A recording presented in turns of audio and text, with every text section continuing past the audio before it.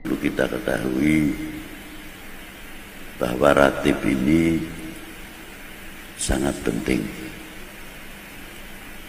Yang namanya ratib maknanya susunan. Rotabah, susunan diambil dari beberapa hadis nabawi, dan setiap ratib mempunyai asbabul wurud, kalau ayat asbabun nuzul masing-masing. Dan ratib itu banyak sekali di kalangan Sadatil Ba'alawi, khususnya dalam kata istilah ratib, karena itu bagian bacaan-bacaan yang diamalkan oleh Thariqat Alawiyah. Tapi tidak berarti melarang kalau orang membaca ratib dari Ratibul atau Thariqatul Alawiyah, tidak boleh membaca ratib yang lain, ataupun yang sudah masuk Thariqat yang lain tidak boleh membaca Thariqat atau ratib Alawiyah. Itu tidak benar. Karena ratib di sini adalah suatu doa. Kalau di dalam Thariqat Sadaliyah mempunyai bacaan Hizbul Bahar, Hizbul Bar, Hizbul Nasor, Hizbul Latuf atau Latif, Hizbul Khafi, Hizbul Ikhfa, dan banyak lagi hizib-hizib milik Imam Nasyadini. Dan Sayyidi Syekh Abdul Qadir Jilani pun juga mempunyai hizib-hizib yang kualitasnya seperti Hizbun Nasor, Hizbul Bahar, dan lain-lain. Thariqat Satoriyah juga sama. Nah, kita mengambil dari beberapa Thariqat Alawiyah, mengambil yang paling ringan untuk supaya umat itu bisa membaca. Sebab bacaan Asmaul Husna atau hizib atau asma itu mempunyai dosis. Ada dosisnya kalau vitamin itu atau antibiotik 1000 mili. Ada yang dosisnya 750, ada yang 500, ada yang 250, ada yang 100. Nah, hizib-hizib asma tersebut memerlukan guru yang tahu dosis. Kalau yang tidak tahu dosis biasanya mengambil asal maknanya baik, lalu maknanya hebat, ambil saja dibaca.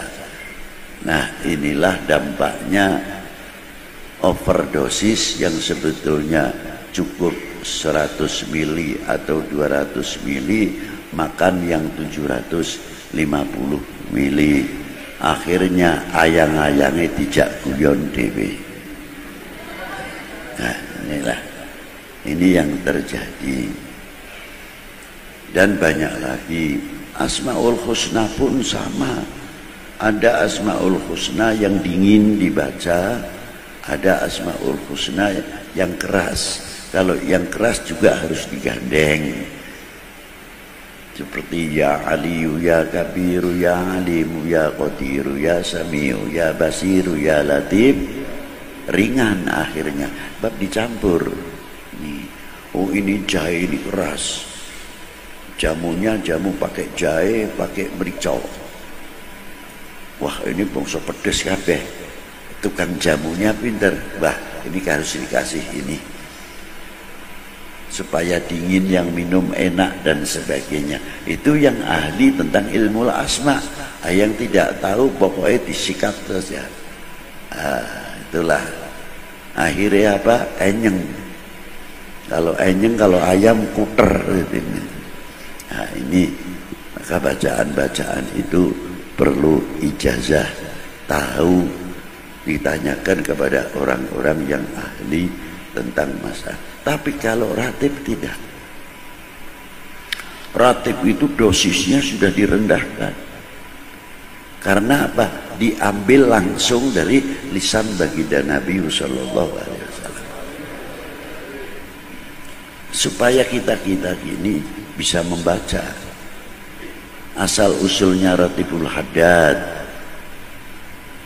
Al-Habib Abdullah bin Alwi Al-Haddad mengambil torekot dari beberapa guru besarnya, Al-Imam Ahmad bin Aqil,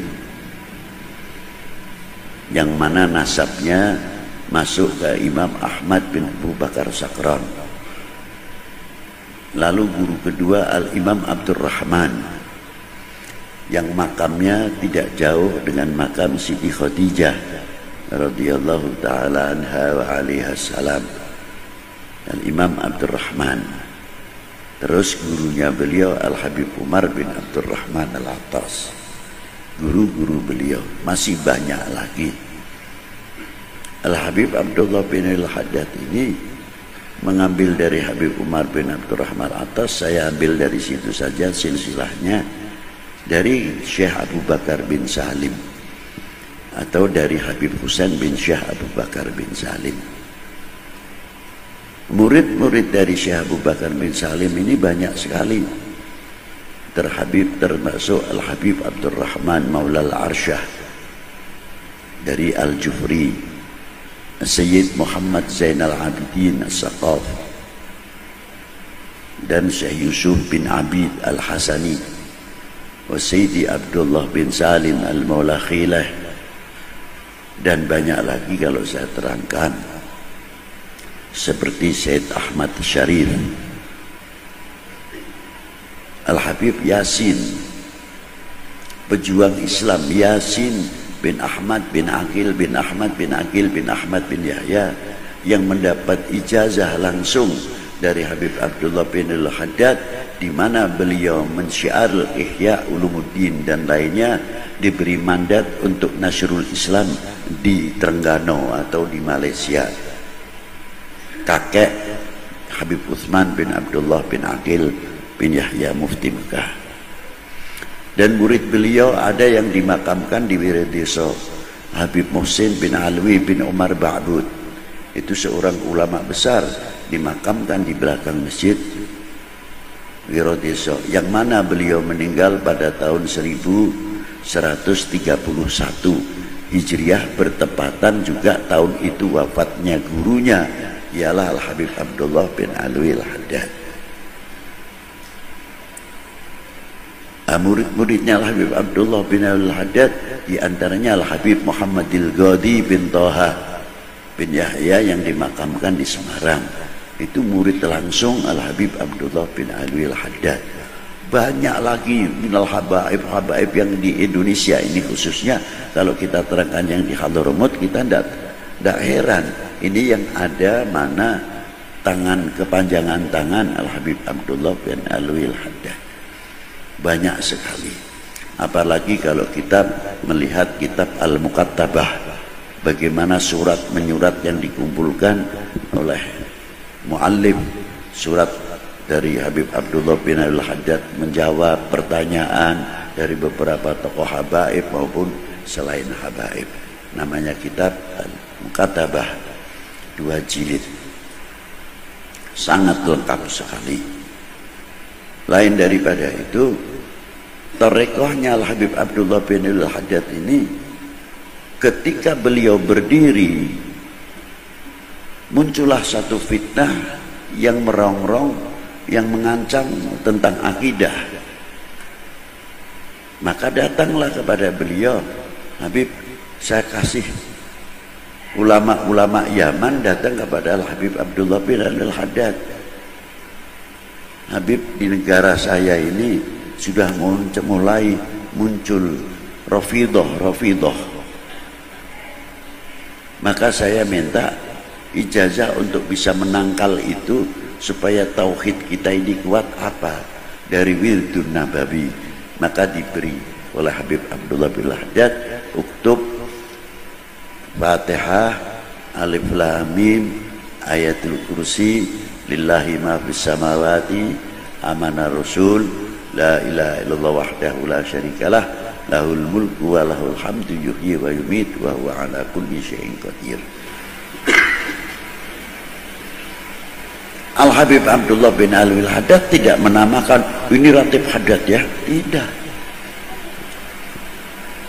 Yang menamakan ini Ratib Haddad siapa? Muridnya dan orang yang muhibbin, karena tahu bahwa ini yang menulis sebabnya yang memberikan ijazah Al-Habib Abdullah bin Alwi Al-Haddad. Jadi wajar saja kalau disebut namanya Ratibul Haddad. Bukan Habib Abdullah mengatakan ini Ratib Haddad, tidak. Nah, setelah ini dibaca alhamdulillah. Begitu juga munculnya Ratibul Atas, di mana peristiwa pada waktu itu di Khuraidah. Dulu namanya Khuraidah Guraidah. Yang mengganti Khuraidah adalah Habib Umar bin Abdurrahman Al-Atas. Bagaimana berhadapan pada waktu itu kekerasan-kekerasan yang dihadapi oleh Habib Umar bin Abdurrahman Al-Atas. Bagaimana merangkul satu sisi gobail yang lain. Jangan dikira Habib Umar bin Abdurrahman Al-Atas dan Habib Abdullah bin Al-Haddad duduk terus gelar pakai sorban tinggal dicium tangannya. Tidak. Pahit kehidupan beliau. Bahkan Al-Habib Umar bin Abdurrahman Al-Atas itu zahir makomnya terbuka oleh cucunya Al-Habib Ali bin Hasan Al-Atas. 100 tahun setelah meninggalnya Habib Umar bin Abdurrahman Al-Atas baru kelihatan mengerti siapa Habib Umar bin Abdurrahman Al-Atas. Itulah hebatnya, mutawadiin minal masturin. Itulah. Maka ratib itu disebut setelah dituliskan oleh Habib Umar disebut Ratibul Atas. Tapi Habib Umar tidak mengatakan ini Ratib Atas, tidak. Ratibul Idrus juga sama, semuanya mempunyai peristiwa dan setiap ratib itu mempunyai keistimewaan. Di antara salah satu ratib ada yang manfaat, ada yang istimewa di sini, tidak ada yang istimewa di sini. Sama juga orang baca Maulid Nabi. Apa yang ada di dalam Simtuduror belum tentu ada di dalam berjanji. Tapi apa yang ada di dalam berjanji belum tentu ada di dalam Simtuduror. Begitu pula apa yang ada di dalam Tiba belum tentu ada di dalam Simtuduror. Dan apa yang ada di dalam Simtuduror belum tentu ada di dalam Maulud Tiba. Sebaliknya dan sebaliknya, saling mengisi bukan saling berebut. Saling mengangkat di antara para ulama. Maulud itu, kitab Maulud semuanya ada 300 maulud yang ada di Mesir. Yang di Indonesia paling 5. Syaruful Anam, Berjanji, Azab, Tiba, baru ini Simtuduror. Tapi kalau di Mesir aneh-aneh baca maulud luar biasa. Yang gosoidnya panjang-panjang. Ada yang maulud dibaca 2 jam baru selesai. Torekotnya juga sama, ada torekot kalau sudah musim pasaran torekot. Gedung ini punya Sadaliyah, gedung ini Naqsyabandiyah, gedung ini punya Qadiriyah, mempunyai tata cara zikir yang masing-masing. Dan ada lagi yang zikirnya pakai tiron, pakai terbang. Allah hak, Allah Allah, Allah hak, diiringi oleh terbang. Ini orang sudah tidak tahu dunia ini ada apa, tidak tahu. Ini sudah fana semua, makomatil fana, ajnas. Nah, naratif-naratif itu muncul di kalangan para a'immah ahlil bait. Supaya apa? Kita itu mendapat perlindungan dari Allah dengan tawasul Ratibul Haddad, Ratibul Atas, Ratibul Idrus, ratib yang lain atau wirid yang lain. Banyak sekali. Apalagi diantaranya Ratibul Kubro. Ratibul Kubro, mengapa disebut Ratibul Kubro? Karena Fatihahnya di dalamnya ulama balik gutub-gutub semuanya. Maka disebut Ratibul Kubro, bukan ini ratib besar, tidak, jangan salah paham. Di dalamnya adalah hadiatul Fatihahnya. Rata-rata yang ada di dalam Ratibul Kubro 85% aktob, paling aktob. Maka disebut Ratibul Kubro. Di situ asal usulnya Ratibul Kubro, asal usulnya apa? Dohirul fatah, dohirul fitnah yang luar biasa pada waktu. Dan yang bisa menyelesaikan pada waktu itu Al-Habib Toha yang di Ciledug itu tadi. Maka dari itu silahkan mau baca Ratibul Haddad, silahkan mau baca Ratibul Atas, mau Ratibul Idrus, mau Ratib, tapi jangan untuk ngilahi naker. Jangan, tidak boleh. Dikira kita mencela satu wali, lalu wali yang lain gembira, senang. Sama sekali. Itu orang tidak mahjub saja untung, tidak tertutup saja untung. Maaf. Baca aja Ratibul Atas. Ratibul Haddad kan muridnya Al-Atas. Jadi seolah-olah menunjukkan nanti ini tidak terima lagi. Yang punya ratib ini Ratibul Idrus. Oh ini kan lebih tinggi lagi. Terus habaib membuat ratib bukan untuk itu. Tapi untuk meningkatkan setiap kita yang membaca ratib, kedekatan kita kepada Allah SWT, bukan semakin tambah sombong. Ingat itu. Jadi kalau baca Ratibul Haddad, tolong jangan sampai mencela ratib yang lain. Yang baca Ratibul Kubro, Ratibul Atas, tidak perlu. Kalau perlu kita bergilir kok. Jum'ah ini Ratibul Kubro, Jum'ah yang akan datang Ratibul Haddad, Jum'ah yang akan datang Ratibul Atas, Jumat yang akan datang Ratibul Idrus. Biar laku semuanya. Kayak apa wali-wali itu yang mempunyai senangnya melihat kita membaca dan membaca dan membaca. Itu pentingnya ratib kan di situ. Dan setiap kalimah per kalimah di dalam ratib mempunyai keistimewaan sendiri-sendiri. Itu diantaranya. Maka dari itu yang penting istiqomahnya. Maka saya mengatakan supaya bisa berjalan semuanya, cukup Ratibul Kubro dibaca ba'da subuh tiap Jum'ah sekali, sudah. Atau ba'dal maghrib tiap Lailatul Jum'ah.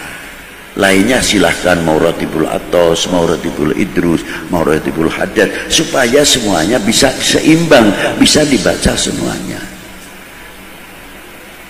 Nah, kalau ada orang yang bertanya masalah ratib ini dengan ratib ini tinggi mana? Loh, pendapat ente tinggi mana?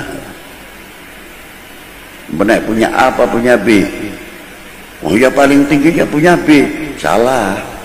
Yang paling tinggi ente. Sebab yang A dan B tidak merasa jadi wali, ente merasa lebih tinggi, bisa menunjukkan. Jadi yang paling tinggi ya ente. Yang zablut.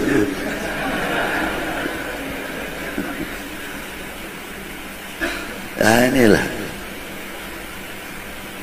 paham ya? Jadi justru ratib itu menguhuwahkan.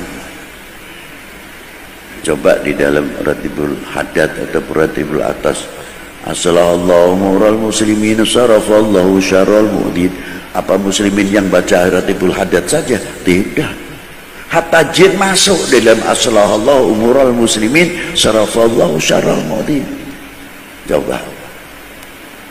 Yang baca Ratibul Kubro, Allahumma sholli imam wal ummah wal ra'i wal ra'iyah wa alif baina qulubihim wa tfa syarra ba'dhum an ba'd. Semuanya masuk. Coba. Jadi ratib itu saling sinambung, tidak saling terpecah, tidak. Maka jangan sekali-kali tolong merendahkan salah satu ratib, itu yang baik. Karena itu mencakup tentang akhlak wal adab. Jangan sampai kita su'ul adab kepada Habib Umar bin Abdurrahman Al-Atas, jangan sampai kita su'ul adab kepada Habib Abdullah bin Al-Haddad, jangan sampai kita su'ul adab sama Habib Abdullah bin Abu Bakar Al-Idrus dan lain-lainnya yang mempunyai ratib-ratib. Itulah. Dan saya ijazai Ratibul Kubro khususnya untuk kalian semua. Barakallahu fikum. Al-Fatihah.